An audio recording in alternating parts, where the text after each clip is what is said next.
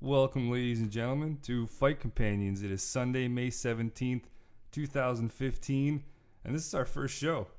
It's our first show. Welcome. I'm excited. I'm excited too. I'm a little nervous too at the same time. I'm Kevin Ferreira. And I'm Ryan Matos. My buddy, my fight companion, joining me today. And this is just a podcast that I've been wanting to do for a while. There's some cool that I just thought of doing, and a bunch of teachers told me that it would probably be good experience and stuff like that, so decided to go with it.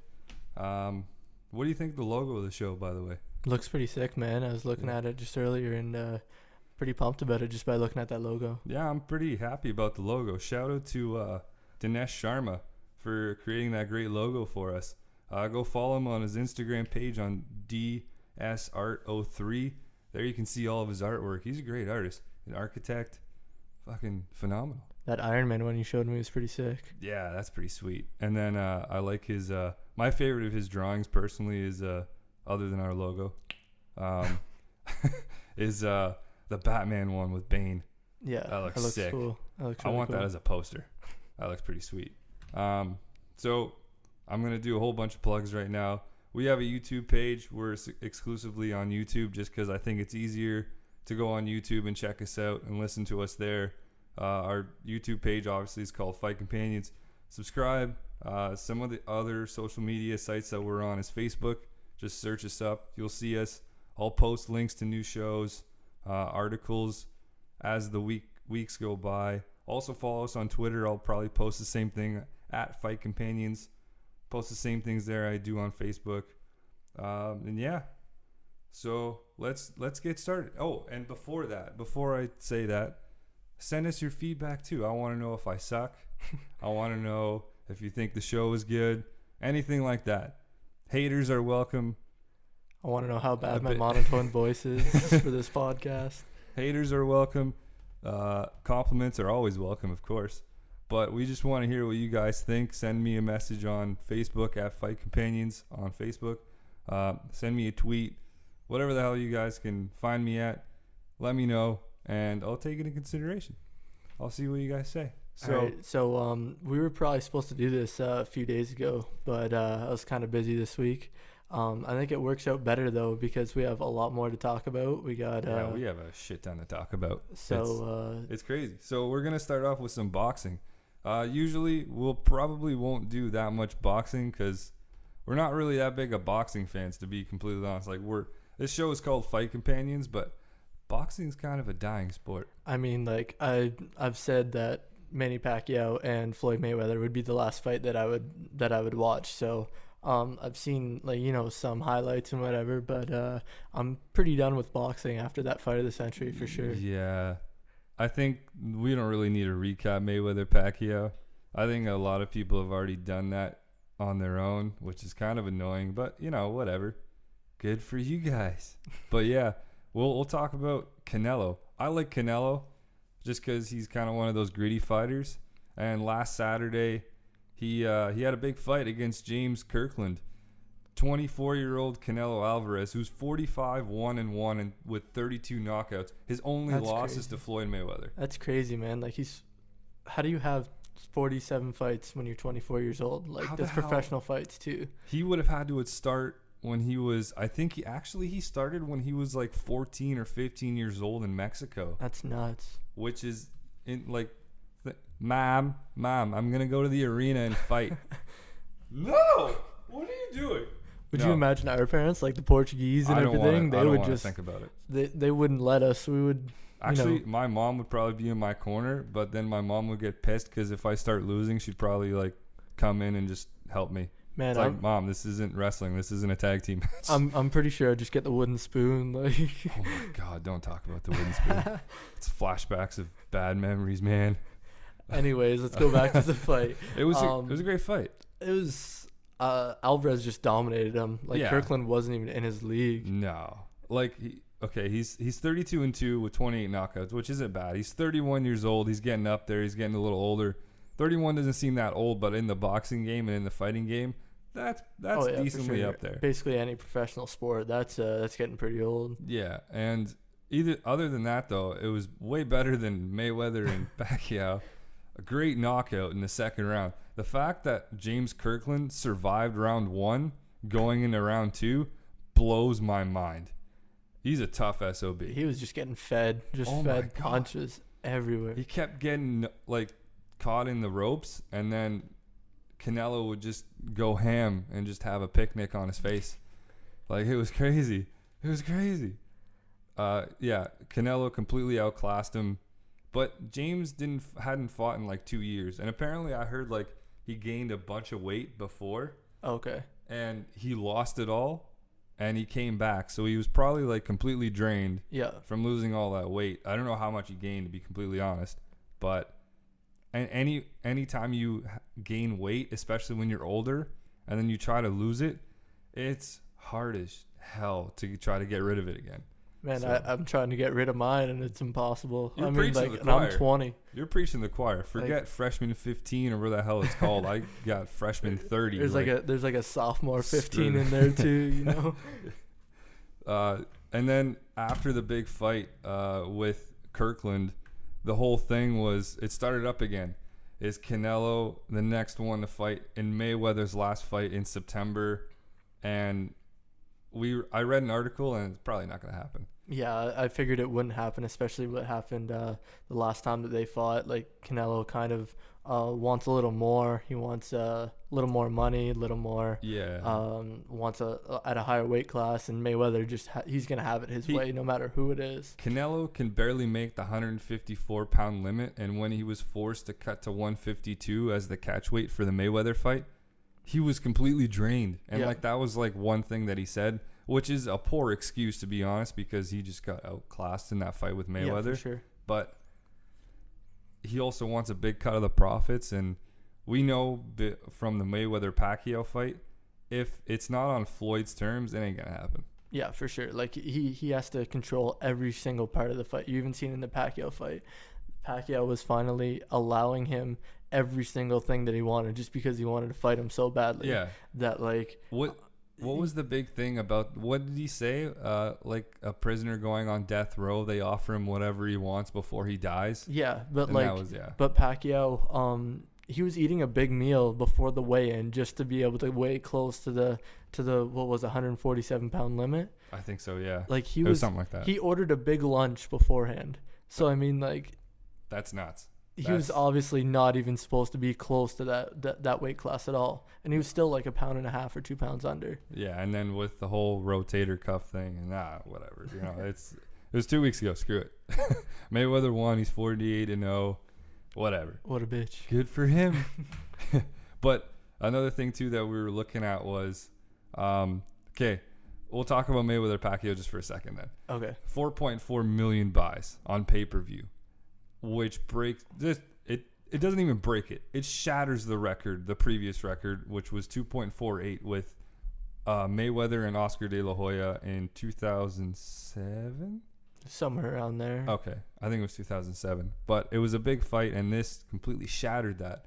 And a lot of those viewers kind of carried over in the Canelo Kirkland fight. Yeah, they were really hyping up that fight during the Mayweather Pacquiao fight. Yeah, I've seen a bunch of advertising and stuff like that. It paid off too, because they were talking about how many viewers were watching on HBO. Yeah, and it was 2.1 million viewers watched Canelo versus Kirkland on HBO. Wow, it's the highest rating for a fight on the network in 9 years.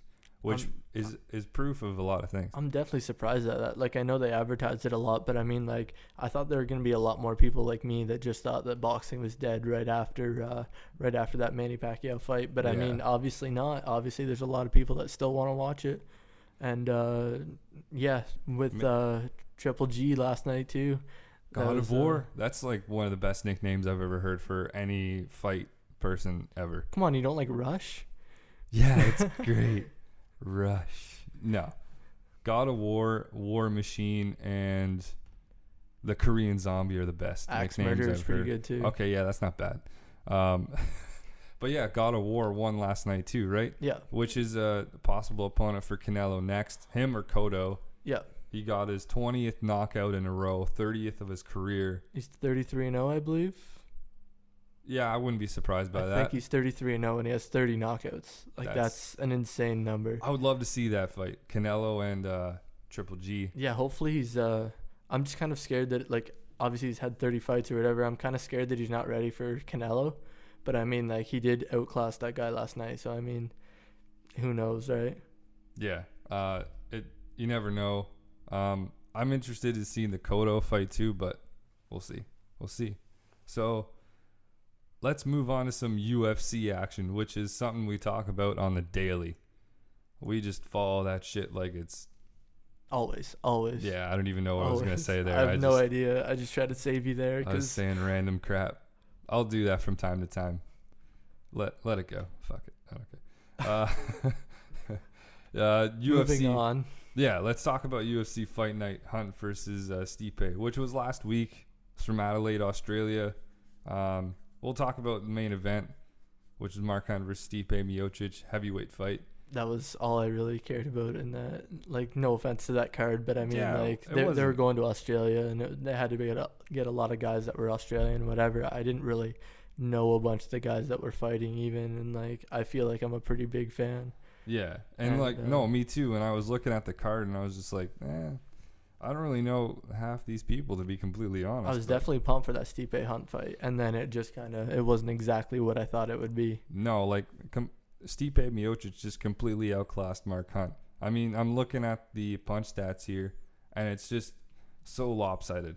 361 of 464 strikes, total strikes landed for Stipe, which is 78%, while Mark Hunt had 46 out of 109. His control of the fight on top was 16 minutes and 9 seconds compared to Mark Hunt 3 seconds. The differential of punches landed, I'm pretty sure, was almost as much as the most punches landed in a fight, which was Chael Sonnen's before this fight. And that's against Anderson Silva, where nuts. He got choked and armbarred at the same time, and that was like the most amazing thing ever. But also the number of takedowns too in the fight. Stipe getting 6 of 8. Mark Hunt just none. But like the beating that Mark Hunt took. How tough is Mark Hunt, man?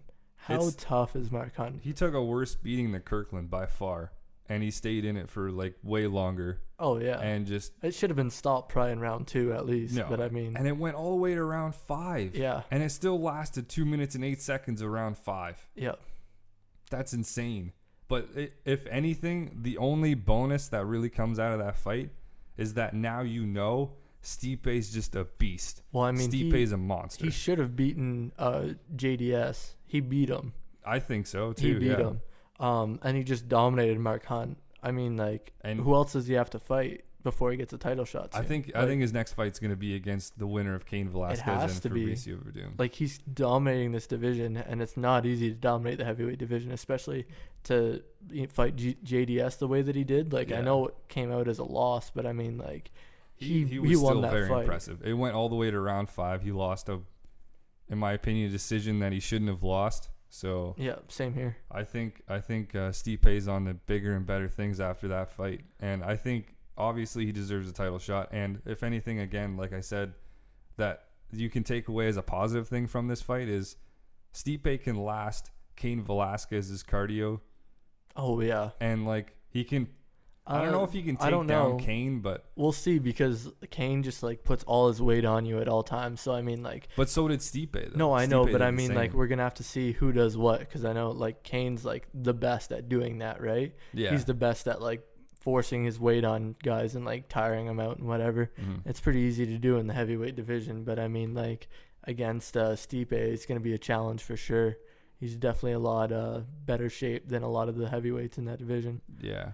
He's kind of like the same. He's kind of equal to Cain Velasquez if you look at it in height and reach and everything. So that could be an interesting matchup if Cain beats Fabricio Verdum at UFC 188 in Mexico City. But I think he'll get past Fabricio Verdum. Yeah, I don't think that'll be a problem for Cain as long as he's healthy. Hopefully he stays healthy for that fight. Yeah, fingers crossed. There's been a lot of injuries lately in the UFC where guys have gone down, and a lot of big fights have been taken off cards, which has been a bummer. But they've gotten a lot of really good replacements, and we'll talk about those maybe in a later show. But for now, let's talk about last night. The Thrilla in Manila. Number the 2? super fight between Frankie Edgar and Urijah Faber at West Side versus East Side of California. Biggie versus Tupac. And it wasn't that much of a thriller, to be honest. Wasn't what we expected at all. No, but Frankie, though, impressive. I didn't think he won like that much of a decision. Like, he won the fight. Yep. Unanimous decision, 50-45 across the board.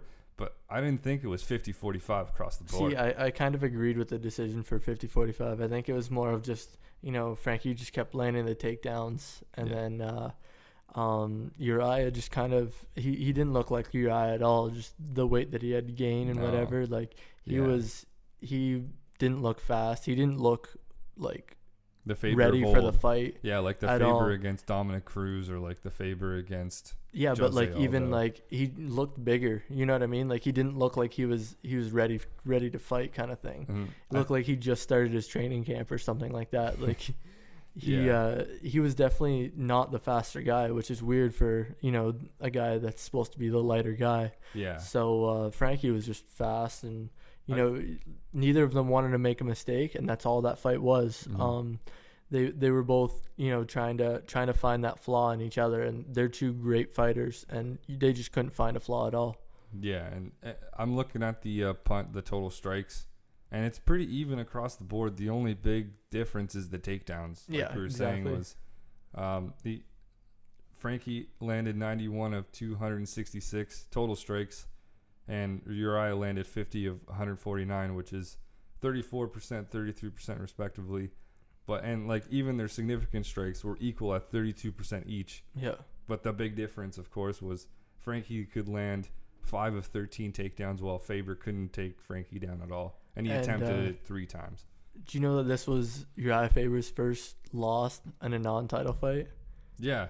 Yeah, that was first loss in a non-title fight. That's crazy to think of. But then again, like, it's Frankie Edgar. No, I know. Yeah. It's a respectable loss for sure. Yeah. But I mean, like, that's just crazy to think of, like, that he hasn't lost in a non-title fight before. I think Urijah Faber's at that point in his career where he needs to maybe he can focus a lot less on fighting and focus a lot more on his alpha male gym in California. Yeah. I think he's more of a really good training partner and coach to TJ Dillashaw and like Joseph Benavidez and guys like that, and like Paige Van Zandt. Well, I think this thing was like, for this fight, who does he fight now? He doesn't know who to fight, so that's why he's like, why not try a super fight against Edgar? Why not, right? Yeah, why not? It was a fight that I wanted to see, and like a whole bunch of other people wanted to see too. So I wanted to see that too, but I mean, like, there's no one else for him to fight in that division, so you might as well. You're not going to get a title shot soon. You can run through a list, and you can't really pick off anybody. You could see maybe a Chad Mendes, but he's his training partner, so that's never going to happen. Yeah. You could see a Conor McGregor, but he's going for the title, and depending on who wins that fight, Frankie's probably going to face the winner. I think Conor talked about maybe going up in weight, not down in weight.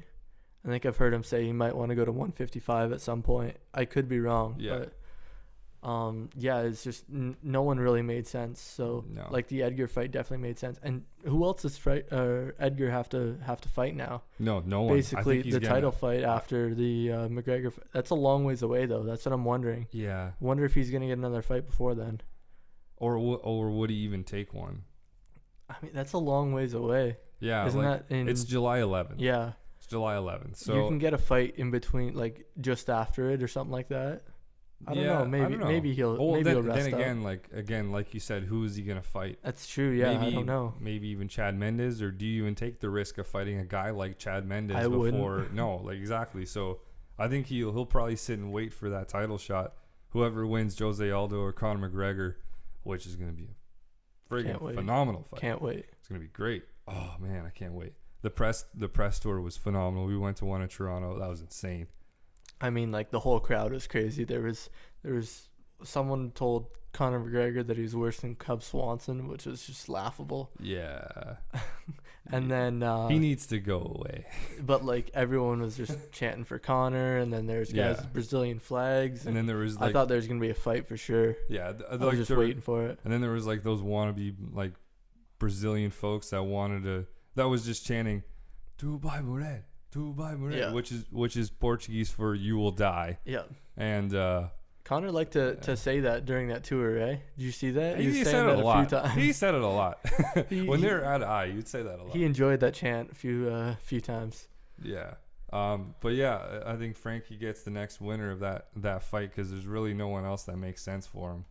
And unless you can, there's not really anybody. There's right? no one, man. I wouldn't take a chance at fighting Chad Mendes. Like, he's a beast right now. Like I honestly, don't know who Mendes fights either. I'm trying. I think he might have to fight Edgar. I'm trying I think to rack my brain here. They might make that fight.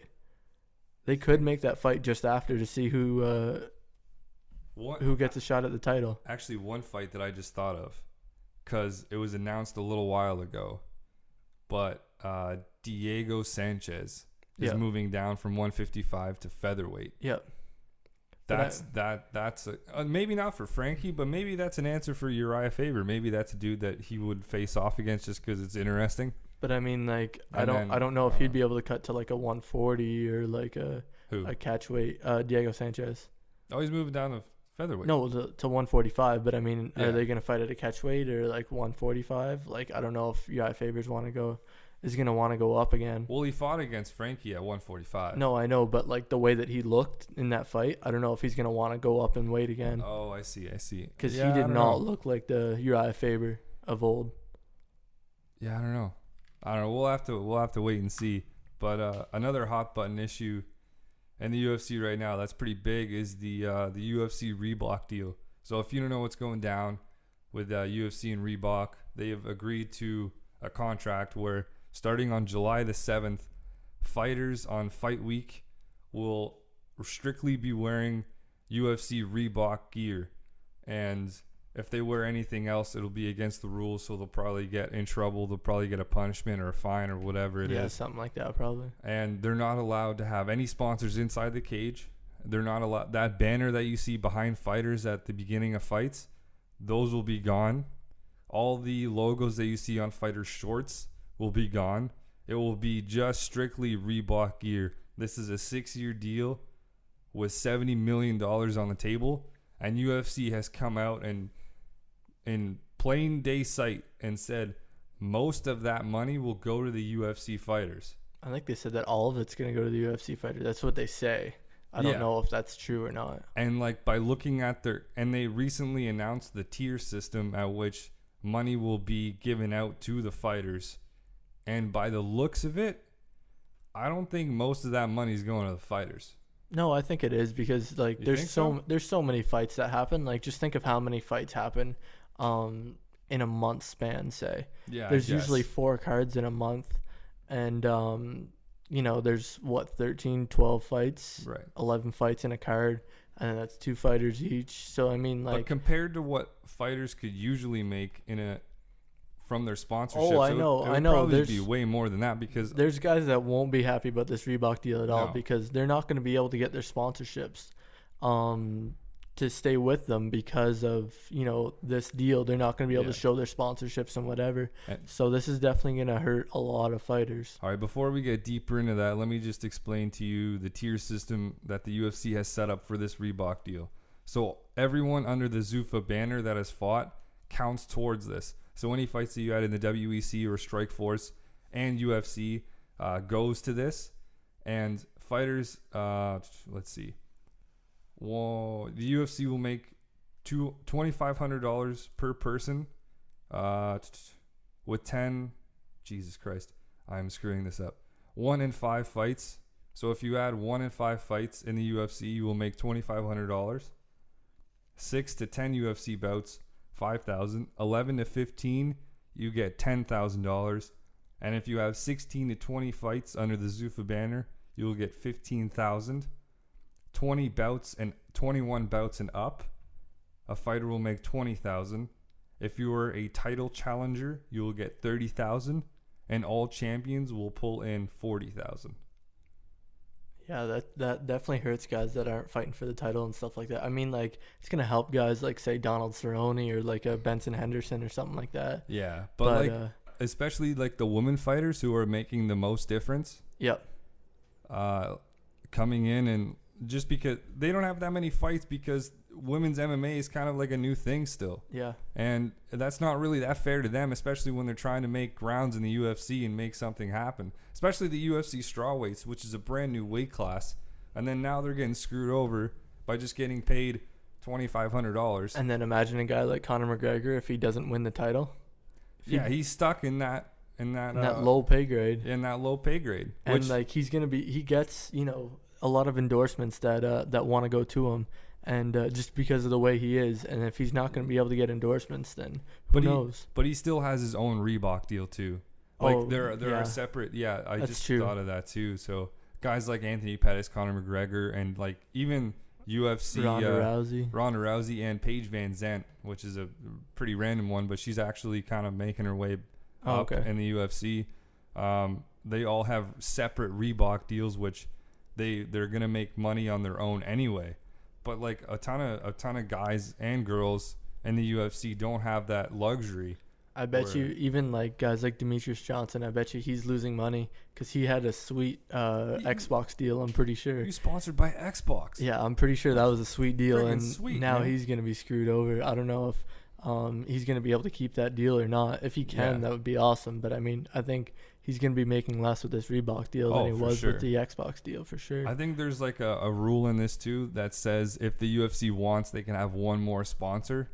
On like their shorts or whatever. Yeah. Kind of like what they did for the Demetrius Horiguchi fight, where the Bud Light Living, the T-shirts that they wore out, they wore those. Like everyone wore those out to the walkout. Well, because that's for the UFC though too, right? Yeah. Like that's what I mean. Like that's the only other rule that I see in there. Yeah. As far as sponsorship goes for the UFC. There's going to be a lot of guys that aren't happy about this. I know I've said that already, but I mean, like, there's a lot of guys that are going to get screwed over. I think there's only like a few guys, like the Benson Hendersons of the world and stuff like that are going to like this deal. And even like say, is it Eddie Alvarez? Yeah. That just came from Bellator. Yeah. Like he's gonna get screwed over. He's a great fighter. He's a phenomenal fighter. He's one of the best lightweight fighters in the world. And he's only gonna get like what? He's gonna be on his second or third UFC fight. Like he's gonna get screwed over. Yeah, he isn't gonna get paid. He's gonna get paid on that low tier system. He's gonna be on that lower tier. But I mean, I don't know. See, I'm saying all these bad things about it, but I don't know what's a better thing to do. Well, I don't know how they can switch that and make it better, right? I think they need to get paid more somehow, some way. They should get paid more. I don't know how, but I mean, like guys and girls have come out on Twitter and said their grief about the whole Reebok deal. Yeah. One in particular, there's two in particular that I want to talk about. Okay. One is Brendan Schaub, who said he in his last fight and his last few bouts, he's made over 6 figures in sponsorship deal money from inside the cage. And now he's on like one of that mid-tier levels. Yeah, he would probably be at like what? 15 or 10? Something like that. 10 or 15,000. So yeah, and that's not a whole lot. You're going from that to six figures to that, which is a huge jump. And like Dana White recently in an article came out and said that he's in full support of this UFC Reebok deal, which is it's obvious. He kind of has to. And then he even said that BS Brendan Schaub, like whatever. You know what I mean? Like he was saying that was BS or that Brendan might not have been telling the full truth there.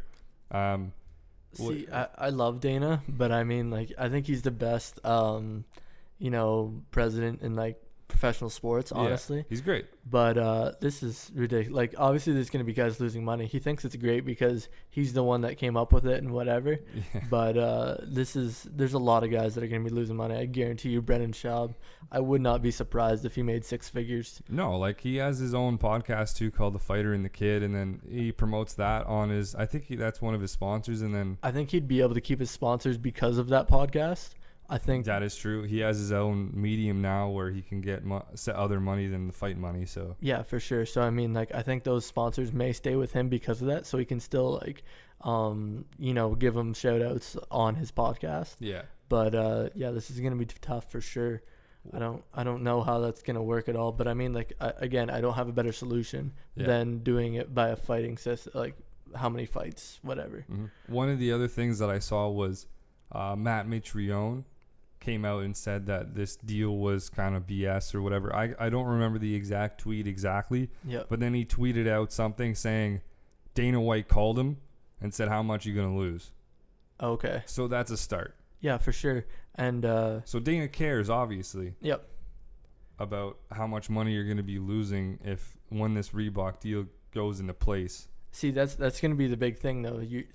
I don't know what he's going to be able to do about it. I don't know what Dana can do about it if he's going to be losing money. Yeah, I don't know what he's going to be doing about it if Demetrius is going to be losing money. I don't know. I keep going to Demetrius because that's a sweet deal. Like, I know that his Xbox deal was friggin' sweet, man. He was wearing Call of Duty shirts out to fights and stuff like that, promoting all the new games for Xbox and stuff like that. And he was making cash, man. He's making bank. And he kept talking about, okay, like if you can match my deal, then I'd be all right with it. But if you can't match my deal, then I'm going to be against it. You know what I mean? One of the things that I found funny was, especially talking about Frankie Edgar and stuff, was his manager came out and said that I think he's going to get paid on one of those low tier systems or whatever. But, the UFC, this is literally what he said. Oh, the UFC will work it out because it's, it's Frankie. It's Frankie.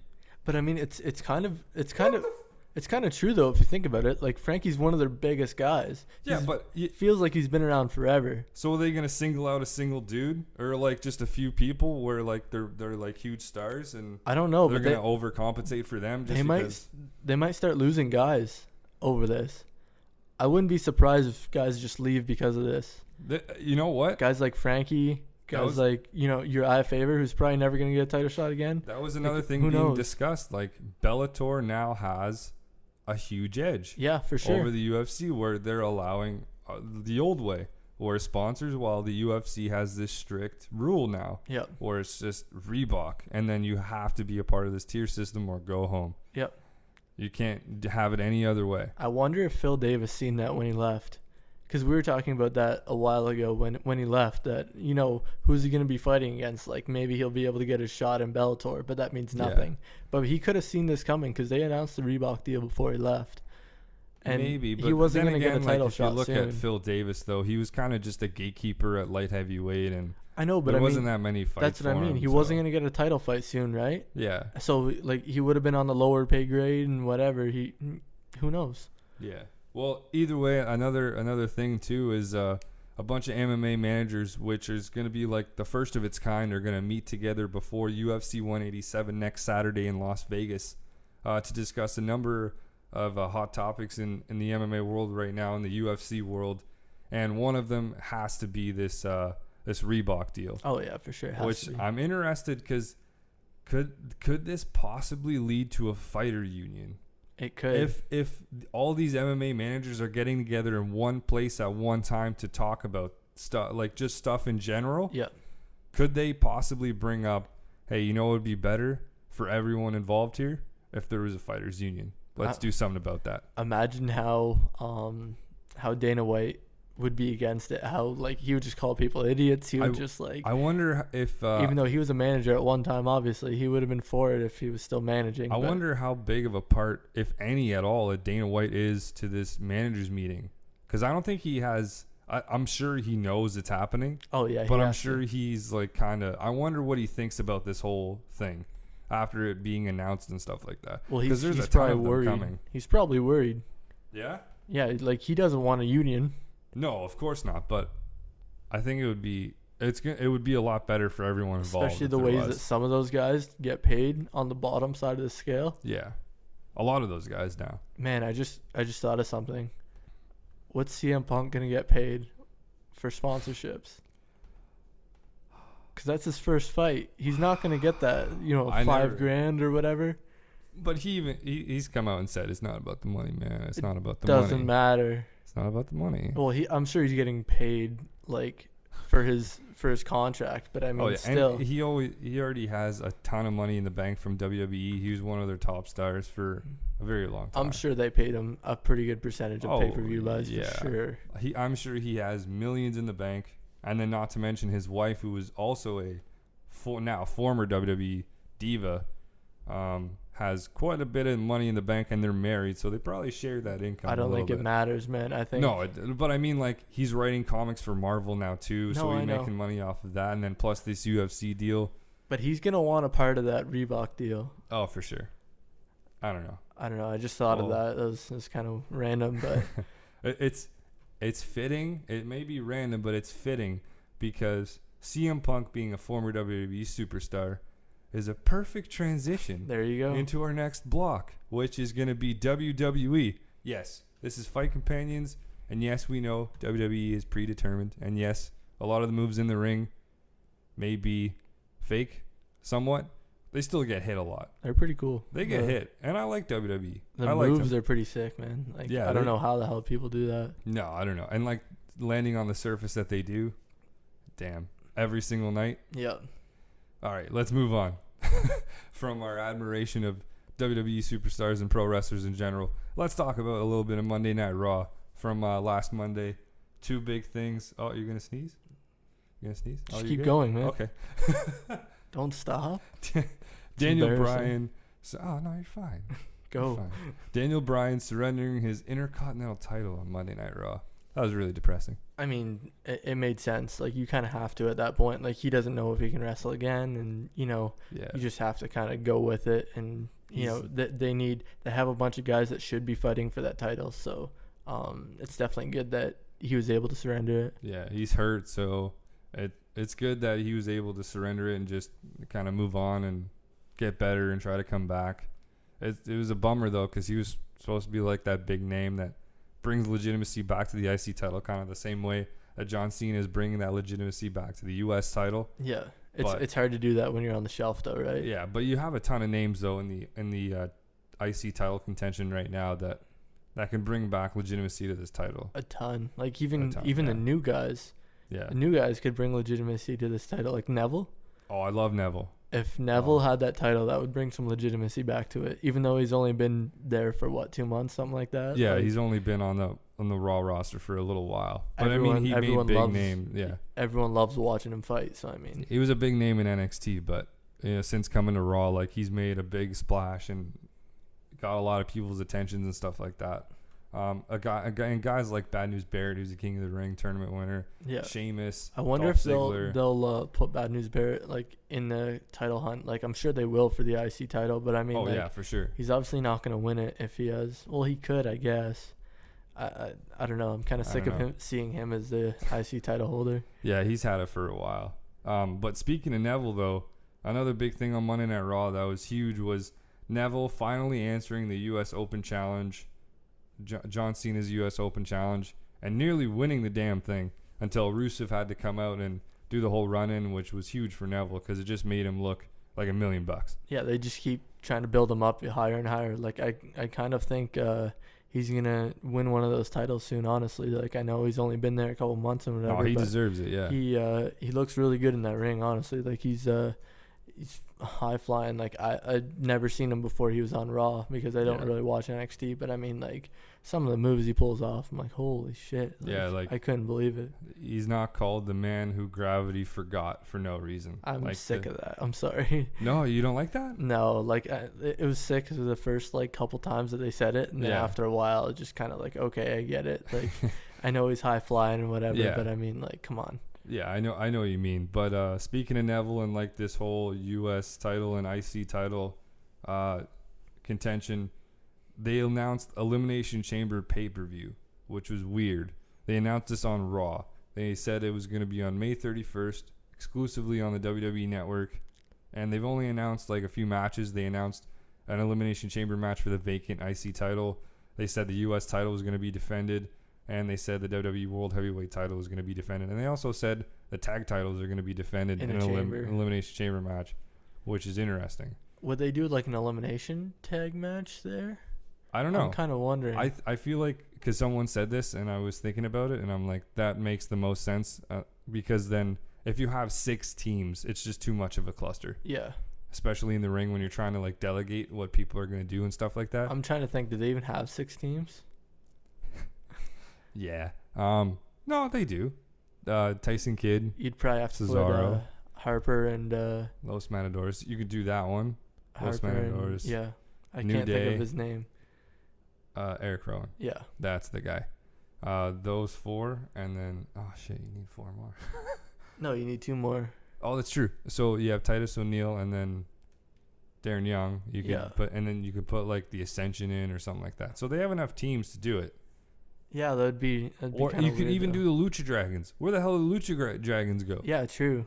I don't know why they just kind of stopped using them. I don't know. Like they were getting huge over. Like they were getting like big reactions on Raw. So I don't know where the hell they went. But you could bring them back. I think just the fact that the New Day was getting so much heat that they just kept trying to like build them up, kind of thing. They kind of forgot about the Lucha Dragons. Build their heat, yeah. But I could see New Day, Tyson Kidd, Cesaro, and I don't know who the third team would be. Honestly, maybe Luke Harper, Eric Rowan. I think that'd be interesting. Yeah, maybe Elimination Chamber. Because I don't really know what other tag team to throw in there. Yeah, like they'll figure it out. I'm sure it'll be a good match, but I think it's gonna be out of those two teams of who wins it. Yeah, I don't think there's any question, unless like the Usos come back, maybe. No, I think I don't know which one it is, Jimmy or Jay, that's injured. But it's supposed to be a while, but I mean, like, who knows? There's been a lot of people that have sped up the process, like that's before. True. See, I think this is like really convenient timing for the WWE to put a pay-per-view on. I kind of have like a conspiracy reason of why they did that. Okay.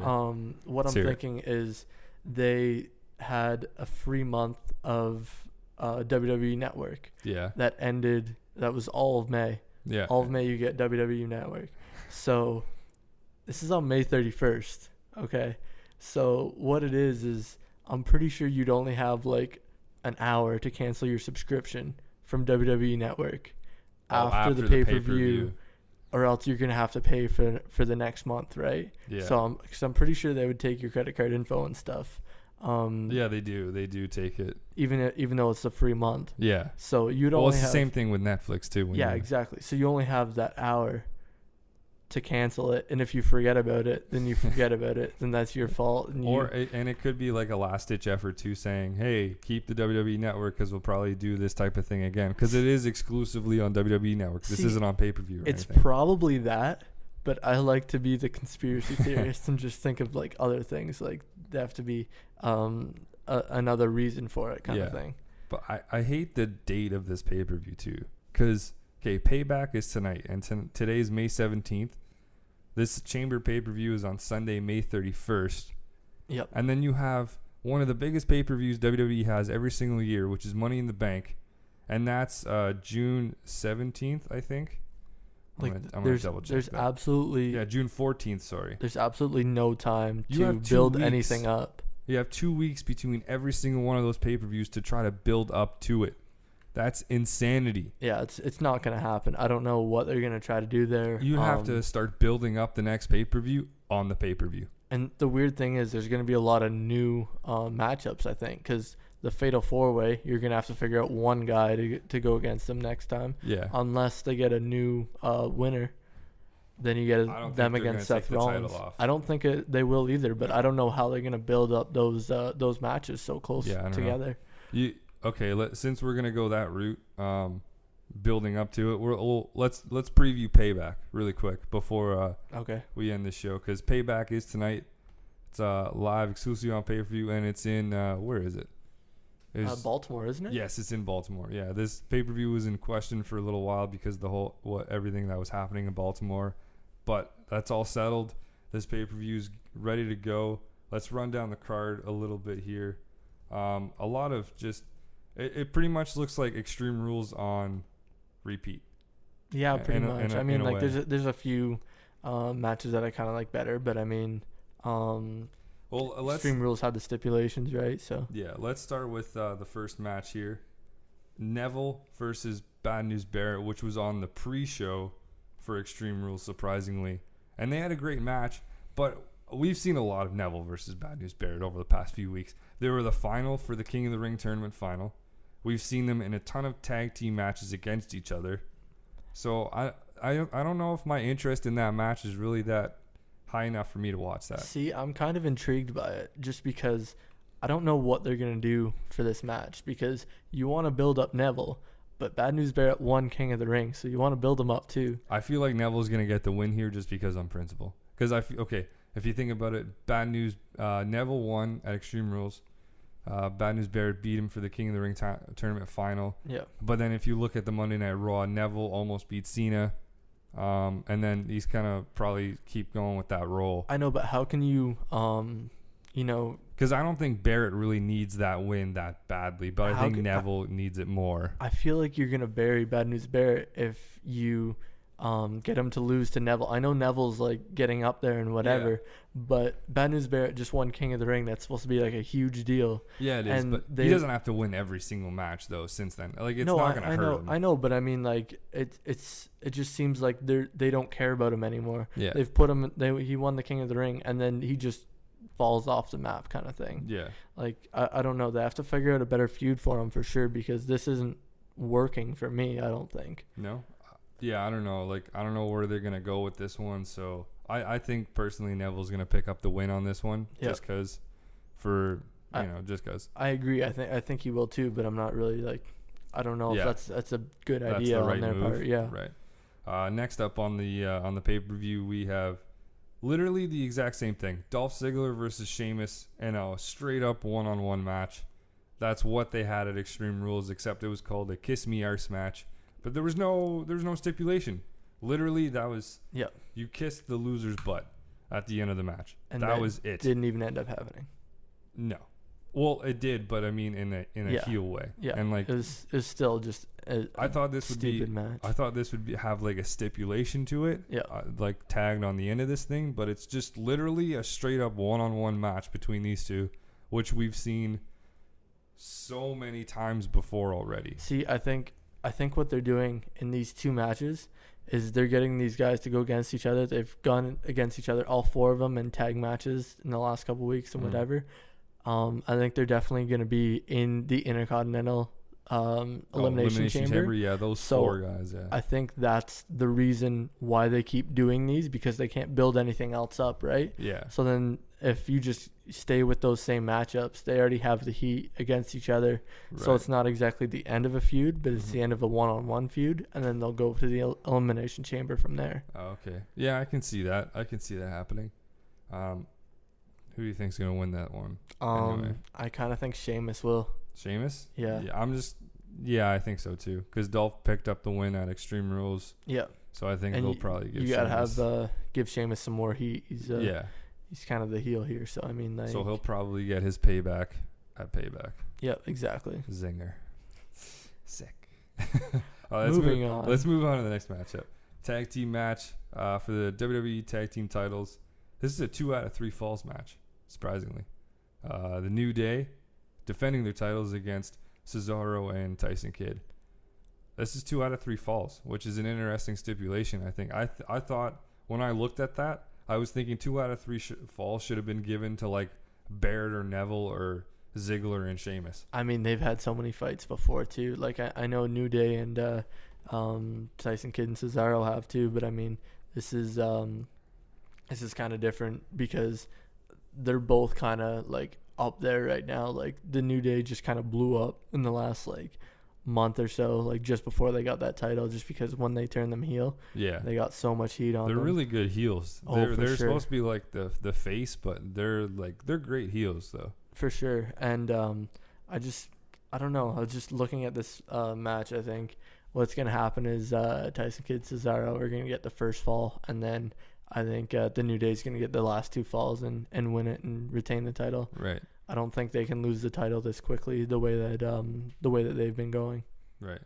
All right. And then moving on, before we get to the 2 big matchups at Payback, we have the new face of fear, Bray Wyatt, going up against an interesting opponent and an interesting feud, to say the least. Bray Wyatt versus Ryback. I hate this feud. I'm probably like... I hate Ryback. No, same here. I don't like Ryback because... I love the way that Bray Wyatt like works in the ring, out of the ring, everything. I hate Ryback. Ryback's just one of those dudes where it's pretty much the same way I describe Batista. You know, I like Batista a lot better now because he's in Marvel movies and I'm a big Marvel fan. And him as Drax in Guardians of the Galaxy was great, but in the ring, he's too stiff. He can't really sell that well, and like him executing moves always looked like a struggle just because of how big he was. Yeah. And it's the same thing with Ryback. Like, sure, he's strong, but he is the definition of a meathead. Oh, for sure. And like you can tell that in the ring. Like Bray Wyatt, if anything's gonna carry this whole thing. Yeah, and I think they're gonna give the win to Ryback. Yeah, probably. For some unknown reason, because the WWE loves Ryback. Bray Wyatt should be one of those dudes that faces for the WWE World Heavyweight Championship next, or like the US title or something like that. Do you think they're gonna bring back the Wyatt family? No, I don't think so. I think Eric Rowan and Luke Harper is just gonna be a whole tag team by itself. Yeah. But because Bray Wyatt doesn't need those two. No, I know he doesn't, but I mean, like, this is the WWE we're talking about. Yeah, but I don't think they're gonna pair them back together. Okay. I think it's just going to be those two as a tag team, and then Bray Wyatt just by himself. Well, then I really hope that Wyatt wins this because I don't know what they're going to do if he loses. Are they going to put him in the Intercontinental? They're going to continue this. I think these two will be in the Intercontinental title Elimination Chamber. Okay. I think they're going to be because we were even talking about that. We were thinking, okay, the obvious 4 guys that are going to be in it is going to be Sheamus, Dolph Ziggler. You kind of have to have that rivalry just because there's no time to build up. Yeah, and then you're gonna need a random 2 guys, and your 2 biggest dudes right now, because you're building them up for a rivalry, you're building them up for a big match, is Bray Wyatt and Ryback. That better not last long. No, I hope not. I was kind of hoping that this would be one and done, but by the way that they've been talking and stuff like that, and the way that it probably will go down tonight, I don't think it's gonna end here, which sucks because I want Bray Wyatt to see bigger and better matchups. Oh yeah, for sure. He definitely deserves to be in the world heavyweight title contention, whatever. Yeah. I think at least sometime soon. Yeah. But they'll probably be in the IC title chamber match, I think, at Elimination Chamber. Yeah. Actually, I don't think Elimination Chamber is going to be that big of a pay-per-view. I think it might just be the 4 matches. It probably will, but I mean, like, I think it's still going to be sick because I love the Elimination Chamber. Yeah. Like, that's probably my favorite stipulation. I don't know why. I don't know why. It's just like it's a great match. It's interesting. I don't know how different. It's fresh. I don't know how it's going to be this time because of like, it's not for the big title or anything like that. But it definitely intrigues me. Yeah. But, all right, we'll move on from that. The winner, I don't really know. I don't really care. I hope Bray Wyatt wins because I like Bray Wyatt. Obviously, I'm assuming you want Bray Wyatt to win too. Oh, yeah, of course. So I have a feeling Ryback's going to win, though. Yeah, I have that weird feeling too. I hope it's just like something screwed up happens or whatever. Yeah. And then just, I don't know, maybe it's like a DQ finish, something stupid. I don't know, just to get out of the way. Shuts off the lights or something like that. Yeah, I don't know. And then the lights can't come back on. I don't know. Yeah. Whatever. But the next matchup, the big marquee matchup in this pay-per-view is for the U.S. title, John Cena defending it against Rusev in an I Quit match in what is said to be the final chapter of this rivalry, and thank God. Oh, yeah. I mean, like, this has gone on a little longer than I thought it would. This is their 4th straight pay-per-view matchup. Yeah. They went from Fastlane to WrestleMania to Extreme Rules to tonight. Yeah. It better be the last one. Like, I don't even care who wins at this point. I think Lana's going to be a key role. Oh, for sure. The way that she's been talking in the last little while. I think tonight might be the big night where they finally split. Yeah, and Lana becomes her own thing in the... I don't know what the hell it'd even be. I think she'd be a manager maybe to somebody else. Yep. But I think Rusev's going to be on his own. I think Cena's going to retain the title and keep going. As far as his next opponent, I have no clue. Oh yeah. See, I think there's 2 ways that this could end. For me, I think that either Rusev's going to attack Lana and force Cena to quit that way. Oh, okay. Yeah, just kind of like he did to force, like Seth Rollins did to force the Authority back. Yeah. After Survivor Series. But then we'd probably have to see a rematch though. No, well, John Cena said that there's no way he'll have a rematch if he says that he quits. Oh, okay. He said that earlier, so I mean, like, hopefully that doesn't happen anyways. Hopefully, but I think either that or Cena wins clean. Yeah, I think Cena's gonna win clean. I think Cena's gonna retain. But that's the question is what's next for these two after this feud. I have no clue. I think Rusev could go in that Intercontinental Elimination Chamber possibly. Yeah, he could. That could be a thing where he could go in there.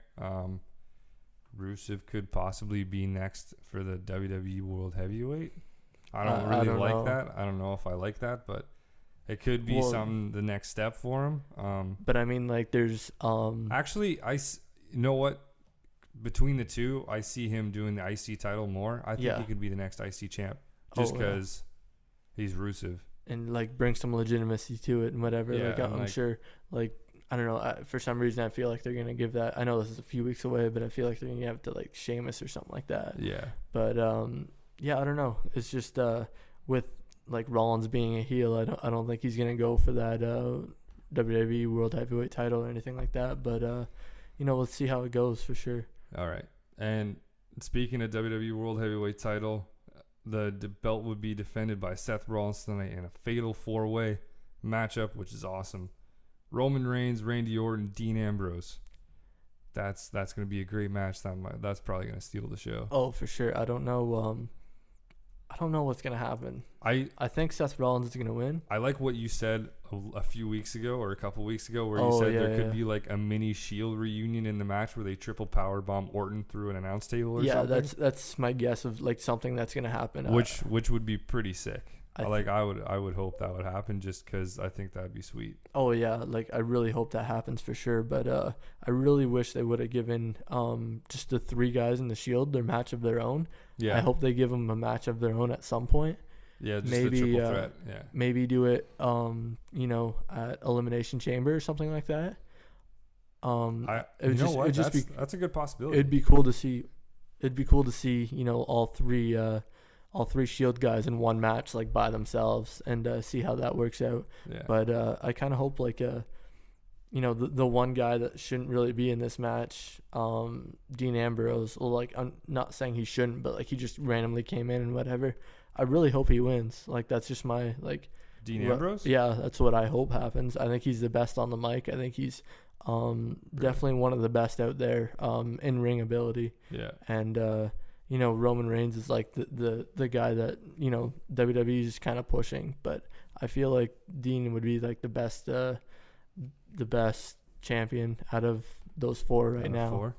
Yeah, I don't know. I think Rollins is going to retain this match. Oh yeah, so do I. I don't really know where they're going to go. I like the triple threat idea at Elimination Chamber between the Shield members. I don't know what they do with Orton. Yeah, I don't know how they build that up, but I mean, Orton could go for Intercontinental as well, maybe try to bring legitimacy to that. Yeah, like, who knows? I don't know.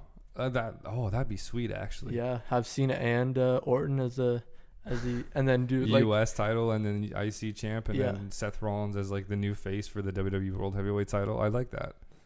That'd be really interesting. I find, I could see that. There's so many what ifs though that like who knows, right? Yeah. But I think that'd be cool. I don't know. Either way, Payback's going to be pretty interesting tonight. But yeah, I think that's the end of our first show.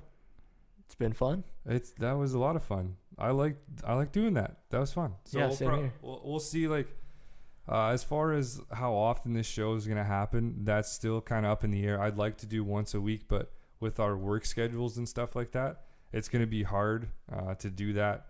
We'll keep you posted though, obviously. Oh yeah, for sure. I'm going to post this show after. So the way it works is I'll post links on the Facebook page. Make sure to give us a like there. There's going to be a button called Watch Now or something like on the actual page where it'll send you directly to the show on YouTube. Subscribe to us there. Follow us on Twitter. You'll get a bunch of links there. I'll put up articles and stuff like that as the week goes and just anything.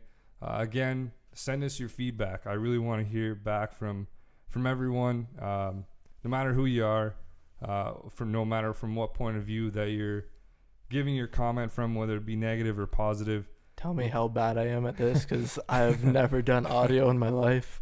So yeah, this is a first and this is a new thing for both of us. But this is a lot of fun. Hopefully you have fun listening to it.